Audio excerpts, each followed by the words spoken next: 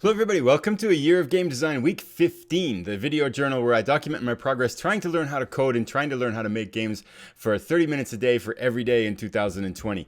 This week was a good week. I went 7 for 7, didn't miss a day, spent all my time working on Laser Defender, which is a tutorial to build a 2D kind of spaceship shooter.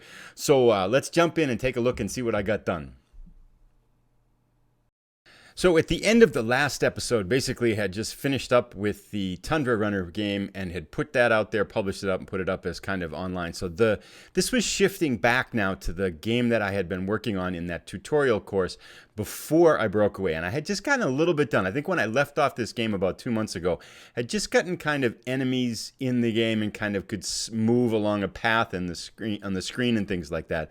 So this week was spent a lot of time adding in a lot more things. So the enemies spawn in waves now. There's a script that controls those waves. And I want to show that in a second because I think it brings up a really cool point about something I've been thinking about. But the enemies, so you've got a spawner that spawns the enemies. They follow paths, waves come in, and then there's a wave spawner. And the whole thing can just loop on forever. Then the enemies can shoot and the player can shoot. So I added in those and then added in a scrolling background effect as well as kind of some star particle effects to kind of give it a little bit better visual appeal. So I'll just kind of play it here for a second. So this is the development screen here on the left where these yellow stars are basically the pathing routes of the enemies and things like that. We've got to clean up the gameplay a lot. Right now it's just kind of working at this level here.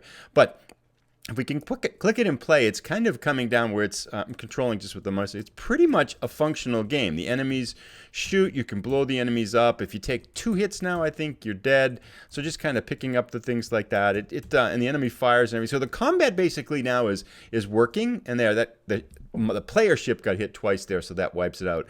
The combat is basically working, so it's a matter of kind of tweaking the gameplay, and the stars are drifting across the back here, and the background is rolling across. So I feel like I got a lot done in the past week.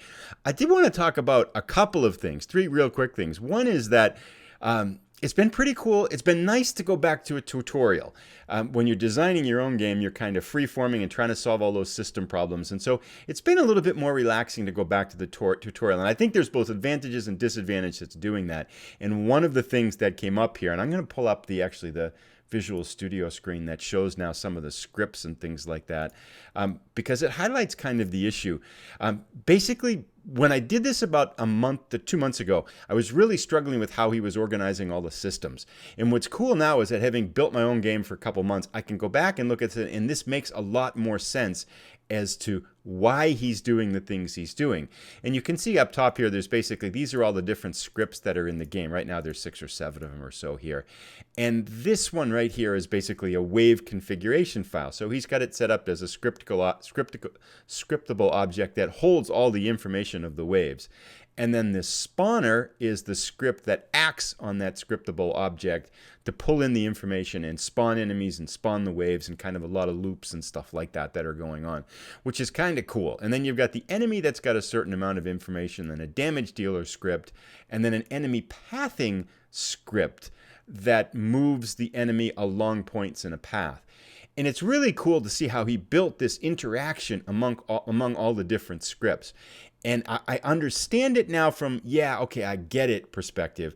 But one of the things that I think you miss when you follow along with tutorials is I could never design this. I don't have the understanding of why you would put one thing in a scriptable object and why you would have one script to do this and why you would have certain information here and certain information there. So if I had to do this from scratch, I could never come up with something this elegant. So I think that's kind of one of the weaknesses of a tutorial, is that although you might understand how the system was built, you don't necessarily get a lot of experience at that systems thinking level, which is why it was really fun to go off and make my own game for the past 2 months, because I got a lot of thinking along those lines. And my general strategy, I think, going forward is going to be kind of bounce back and forth between those 2 experiences, because there are really good things about following along with good tutorials. And one of them is the other thing that I wanted to mention about this particular tutorial course, as opposed to the course I was tapping into to get some ideas on how to do the Tundra Runner platformer game, is that this guy and what I've learned now in the past like 3 or 4 months, this guy really has tight code in terms of everything. All his variables are contained within the field, within the various scripts. If he's accessing something, he's creating a method to pull it in from another thing. So he doesn't have a lot of public variables just exposed throughout the whole game. Whereas in the other tutorials that I was tapping into to get help with the platformer, that guy's just got everything in a public system. And so this is really a good way for me to see really clean, tight code and done in a very in a more secure way than the other way. And I don't think you get that sense of a feel when you're doing stuff on your own and just kind of hacking and trying to get it to work and things like that. So from that perspective, I think following along with this guy's tutorial, and he does put a lot of challenges in there to force you to kind of do things on your own, which is good too. It's really teaching me a lot more about how to keep those variables contained and how to kind of keep control of your scripts and how to organize things and refactor things properly. It's just much cleaner and crisper code. So I feel pretty good about that. And it's nice too from just kind of learning. I've learned a lot of new things with the way that this guy's taught the course. So it's been really fun. So I'm kind of still leaning towards a balance of both. Long story short is I'm liking this. I don't think I'm getting the systems thinking, but I'm also learning some other things. So I'm liking the idea of dipping in and out between tutorials and kind of freeform things.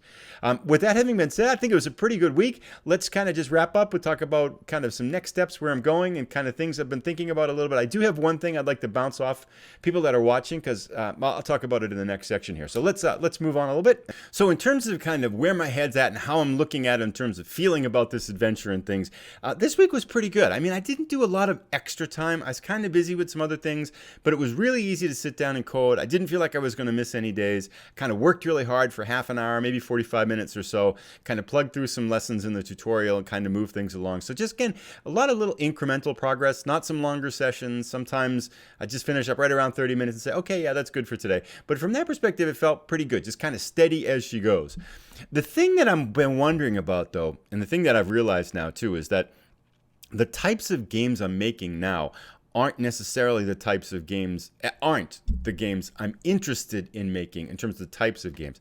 I'm much more interested in kind of creating some role-playing games, some simulation games, or some strategy games. And what a lot of these tutorials are kind of arcade games, which, while they're fun to make, it's not where my design interests like. So somehow in the next few months, I really want to figure out how to make that jump from this type of game, this arcadey type of game, which really isn't a genre I play very much, nor am I really all that interested in designing, to something more like a simulation experience or a strategy game or somewhat of a kind of a role-playing experience. So that's kind of what I've been thinking about. I don't know how to make that leap. If people out there watching might have advice on how to do that or how to take that to the next step, I'd love to hear it. But at some point, I think I want to spend some more time thinking about that. So it's just kind of a big thought to end this week. And thanks again for watching. I'll be back. I'm looking forward to keeping up. It's nice to get back into a steady stream and have some time to make the videos too. So on to week 16 we go. I think the goal will be to, I should, fingers crossed, be able to finish up the Laser Defender one, and maybe, if I'm lucky, even get into the next game that the tutorial course builds and stuff like that. So looking forward to that. See you next week. Thanks again for watching. If you've enjoyed the video, please give it a like. If you're new, please consider subscribing to keep up with all the stuff that's going on. Thanks again. Have a great day.